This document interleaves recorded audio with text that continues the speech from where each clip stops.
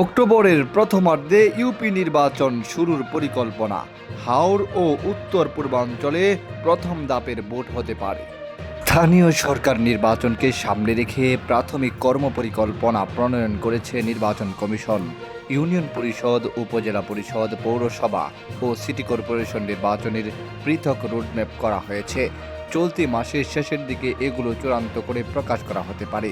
আগস্টের দ্বিতীয়ার্ধে তফসিল ঘোষণা করে অক্টোবরের প্রথমার্ধে ইউনিয়ন পরিষদ নির্বাচন শুরুর পরিকল্পনা করা হচ্ছে। নির্বাচন কমিশন ইসি সূত্রে জানায়, স্থানীয় সরকার নির্বাচনে সারা দেশকে হাওড় ও উত্তর পূর্বাঞ্চল, পার্বত্য ও উপকূলীয় অঞ্চল, নদী প্রধান ও চরাঞ্চল এবং সমতল শহরাঞ্চল এই 4 ভাগে ভাগ করে নির্বাচনের সময় নির্ধারণ করা হয়েছে। এর মধ্যে হাওড় ও উত্তর পূর্বাঞ্চলে ইউনিয়ন পরিষদের ভোট গ্রহণের মধ্য দিয়ে স্থানীয় সরকার নির্বাচন কার্যক্রম শুরু করবে ইসি।